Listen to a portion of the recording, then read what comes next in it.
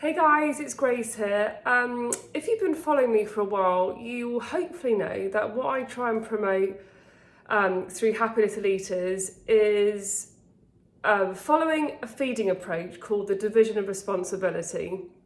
And what this is it's, as a parent, you're in charge of what you serve at meal times, when you serve it, and where. That's your three main roles as a parent. So you're in charge of those three areas: what you put on the table, when and where, and then it's up to your child to then decide what they're going to choose from your offering and how much. And that's all part of intuitive eating, and something I've also been practicing myself since doing this with my now 10-year-old twins. So they're very much in control of how much they eat and what they choose from the table at meal times.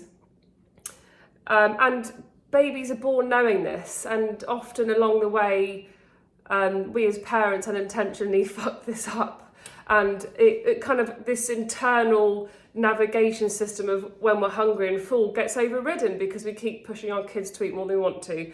No judgment on my side, because I used to do the same. But anyway, so that's what I want to promote. And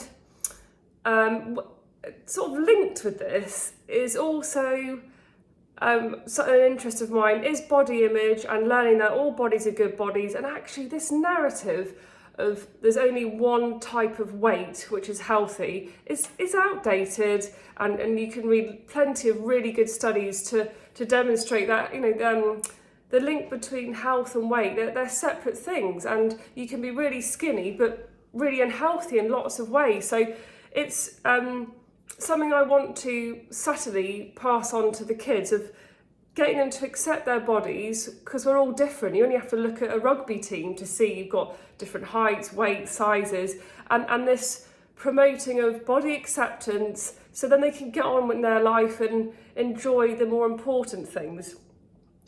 If you're still following, thank you. And also with this, now my kids are 10, 11, reaching puberty or the start of it, I wanted to get, this is perfect for me, it's sort of a thin book to try and finish, is some books to explain it to them. And I'm really fucking glad I read it before I showed my kids. This is for the girls, this book, What's Happening to Me, an Usborne book, which I thought, looks great.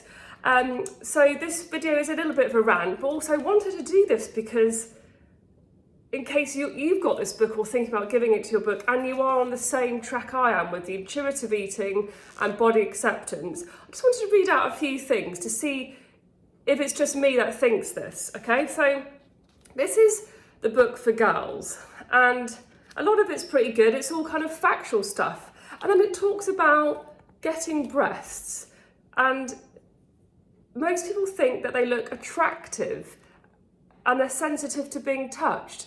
That for me got my back up, thinking this book is aimed to sort of 8 to 12-year-olds, and you're talking about, already at this age, about how women look. And I'll try and kind of keep this kind of a clear order, but the book on boys, it don't mention anything about body image.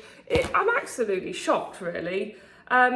Talking about shapes and sizes, different people find different sizes attractive. But again, I just feel like we're sexualizing kids when it's just so young. So that's my first sort of rant. And then we get on to talking about good food. Again, if you follow some really great dietitians, nutritionists, they are leading the way in how we approach talking about food to our kids. And actually, demonizing food as good or bad can actually have opposite effects on kids. And this food neutrality, all food is good food, you can actually eat it more intuitively. But it's talking about a good diet. What does that even mean for like a 10-year-old? It's so abstract. It's quite surprising reading this, talking about how your hair and skin will look healthy. Again, in the boys' book, nothing talking about that. And you'll be more likely to reach a good weight and stay at it if you have a good diet.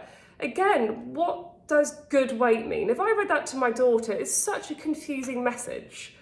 So books like this, they need to get better at working out how we talk to our kids. And again, it's talking about how much food. Hunger is the best guide to how much we eat. I'm thinking, great, eat when you're hungry, great message, but don't keep eating once you're full. And don't worry about putting on a bit of weight. As you grow taller, you'll appear slimmer again. It's this obsession with body image and slim being the only answer. Slim and health don't always go together. So that's my next rant. There are some good things in here.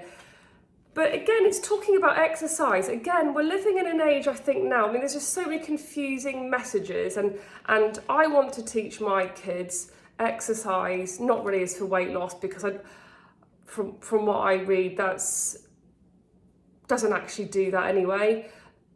And it's a slippery slope, just exercising again for how you look, rather than focusing on movement for joy, fitness. It talks about moving. It does say it keeps you more energetic physically, mentally, but then it talks about, it says it also helps you look good and stay at a healthy weight. Again, I just think that's so confusing to vulnerable kids, to make you look good. Again, in the boys' book, I feel it's actually, I mean, they're similar books, similar written, but it's really shocking how boys' books, they're not focusing on looking good or saying about smelling sweet, why we should wear deodorant. It doesn't talk, it's more factual. And I think these messages start so young, and it talks about exercise is good for your body in the boys' book and your mind. It's just kind of a nicer message, whereas girls, it just seems to be talking about your appearance. What else was there?